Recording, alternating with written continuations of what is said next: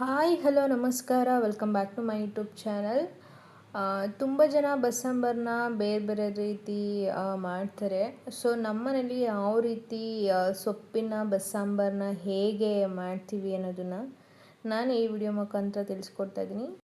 Video start ಮಾಡೋಕ್ಕಿಂತ ಮುಂಚೆ ನನ್ನ ಚಾನಲನ್ನು ಸಬ್ಸ್ಕ್ರೈಬ್ ಮಾಡ್ಕೊಂಡಿಲ್ಲ ಅಂದರೆ ಈ ಕೂಡಲೇ ಸಬ್ಸ್ಕ್ರೈಬ್ ಮಾಡ್ಕೊಳ್ಳಿ. ಸೊ ನಾನು ಒಂದು ಕುಕ್ಕರ್ ತೊಗೊಂಡಿದ್ದೀನಿ. ಅದಕ್ಕೆ ಬೇಳೆ ಮತ್ತು ತಡ್ನಿ ಬೇಳೆ ಮತ್ತು ಸ್ವಲ್ಪ ಹಸಿರು ಕಾಳನ್ನ ಹಾಕೋತಾ ಇದ್ದೀನಿ. ಮೂರೂ ಒಂದೊಂದು ಕೈ ಹಿಡಿಯಾಗೋಷ್ಟು ನಾನು ತೊಗೊಂಡಿದ್ದೀನಿ. ಇದಕ್ಕೆ ಸ್ವಲ್ಪ ನೀರನ್ನ ಹಾಕಿ ಚೆನ್ನಾಗಿ ವಾಶ್ ಮಾಡಿಕೊಂಡು ಕುಕ್ಕರ್ಗೆ ನಾನು ಸೇರಿಸ್ತಾ ಇದ್ದೀನಿ. ಇದಕ್ಕೆ ಎಷ್ಟು ವಿಷಲ್ ಬೇಕೋ ಅಷ್ಟು ವಿಷಲ್ಗೆ ತಕ್ಕಂತೆ ನಾನು ನೀರನ್ನ ಆ್ಯಡ್ ಮಾಡ್ಕೊಂಡಿದ್ದೀನಿ.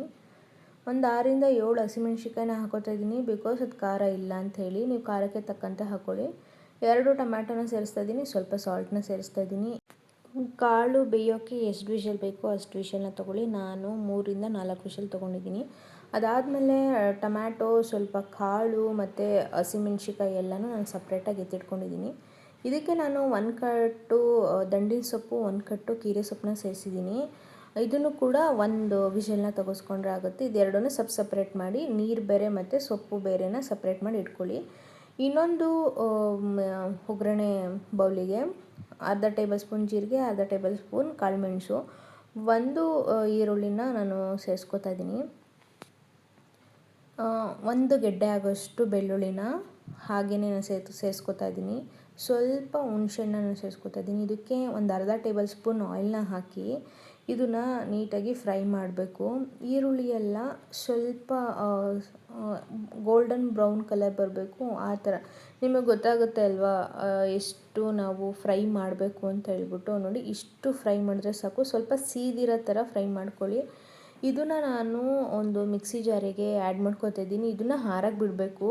ನೀವು ಬಿಸಿ ಇದ್ದಾಗಲೇ ಅದನ್ನು ರುಬ್ಬೋ ಹಾಗಿಲ್ಲ. ನಾನೇನು ಎತ್ತಿಟ್ಕೊಂಡಿದ್ದೆನಲ್ಲ ಹಸಿಮೆಣ್ಸಿಕಾಯಿ, ಟೊಮ್ಯಾಟೊ ಮತ್ತು ಕಾಳನ್ನ ಅದನ್ನು ಕೂಡ ಆ್ಯಡ್ ಮಾಡ್ಕೊತಾ ಇದ್ದೀನಿ. ಇದಿಷ್ಟನ್ನು ಫೈನ್ ಪೇಸ್ಟ್ ಮಾಡಿ ಸೈಡಲ್ಲಿ ಎತ್ತಿಟ್ಕೊಳ್ಳಿ. ನೆಕ್ಸ್ಟು ಇನ್ನೊಂದು ಪಾತ್ರೆಗೆ 2ರಿಂದ 3 ಟೇಬಲ್ ಸ್ಪೂನ್ ಆಯಿಲು, ಸಾಸಿವೆ, ಕರಿಬೇವು ಮತ್ತು ಒಣಮೆಣ್ಸಿಕಾಯಿ, ನೀವು ಹಸಿಮೆಣ್ಸಿಕಾಯಿನೂ ಕೂಡ ಯೂಸ್ ಮಾಡ್ಬೋದು. ಇದಿಷ್ಟನ್ನು ಫ್ರೈ ಮಾಡಾದಮೇಲೆ ನಾನು ರುಬ್ಬಿಟ್ಟಿರುವಂತಹ ಖಾರ ಮಸಾಲೆ ಹಾಕ್ತಾಯಿದ್ದೀನಿ. ಇದನ್ನು ಎಣ್ಣೆಲೇ ಒಂದು ಹಸಿ ವಾಸನೆ ಹೋಗೋವರೆಗೂ ನೀವು ಫ್ರೈ ಮಾಡ್ಕೊಳ್ಬೇಕು. ಲೋ ಫ್ಲೇಮಲ್ಲೇ ಇಟ್ಕೊಂಡು ಫ್ರೈ ಮಾಡ್ಕೊಳ್ಳಿ. ಸೊ ನಾವು ಏನು ಬಸ್ದಿಟ್ಕೊಂಡಿರೋ ನೀರಿರುತ್ತಲ್ಲ ಅದನ್ನು ನೀವು ಯಾವುದೇ ಕಾರಣಕ್ಕೂ ಅದನ್ನು ಚೆಲ್ಲಬಾರ್ದು. ಇವಾಗ ಯೂಸ್ ಆಗುತ್ತೆ. ನೋಡಿ, ಅದೇ ಬಸ್ದಿರೋ ನೀರನ್ನ ನಾನು ಇವಾಗ ಸಾಂಬಾರಿಗೆ ಹಾಕೋತಾ ಇದ್ದೀನಿ. ಇದನ್ನು ಕುದಿಯೋಕೆ ಇಟ್ಬಿಡೋಣ, ಸಾಂಬಾರು ರೆಡಿ ಆಗುತ್ತೆ. ಸೊ ಇವಾಗ ಸೊಪ್ಪನ್ನ ಒಗ್ಗರಣೆ ಮಾಡ್ಕೊಳ್ಳೋಣ. ಒಂದು ಬಾಣಲೆ ತೊಗೊಂಡಿದ್ದೀನಿ. ಅದಕ್ಕೆ ಒಂದು 3 ಟೇಬಲ್ ಸ್ಪೂನ್ ಆಯಿಲ್ನ ಹಾಕ್ಕೊಂಡಿದ್ದೀನಿ. ಸ್ವಲ್ಪ ಸಾಸಿವೆನ ಹಾಕ್ಕೊಂಡಿದ್ದೀನಿ. ಕರಿಬೇವು ಸೊಪ್ಪು, ಒಣಮೆಣ್ಸಿಕಾಯಿ ಮತ್ತು ಈರುಳ್ಳಿನ ಇದಿಷ್ಟನ್ನು ಹಾಕ್ಕೊಂಡು ನೀಟಾಗಿ ನಾನು ಫ್ರೈ ಮಾಡ್ಕೊತಾ ಇದ್ದೀನಿ.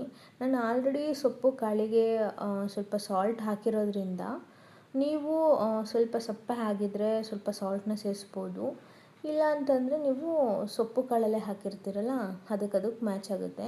ಇವಾಗ ಸೊಪ್ಪು ಕಾಳು ಎಲ್ಲ ಹಾಕಿ ನೀಟಾಗಿ ಫ್ರೈ ಮಾಡ್ಕೊಳ್ಬೇಕು. ನಾವು ನೀರನ್ನು ಬಸ್ದು ಸಪ್ರೇಟ್ ಮಾಡಿದ್ರೂ ಕೂಡ ಸ್ವಲ್ಪ ನೀರಿನ ಅಂಶ ಇರುತ್ತೆ.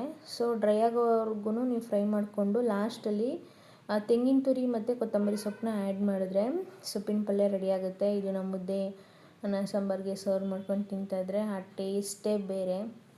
ಸೊ ನೀವು ಒಂದ್ಸಲ ಮನೇಲಿ ಟ್ರೈ ಮಾಡಿ ಹೇಗಿತ್ತು ರೆಸಿಪಿ ಅನ್ನೋದನ್ನು ಕಮೆಂಟ್ ಮುಖಾಂತರ ತಿಳಿಸಿ. Thank you so much.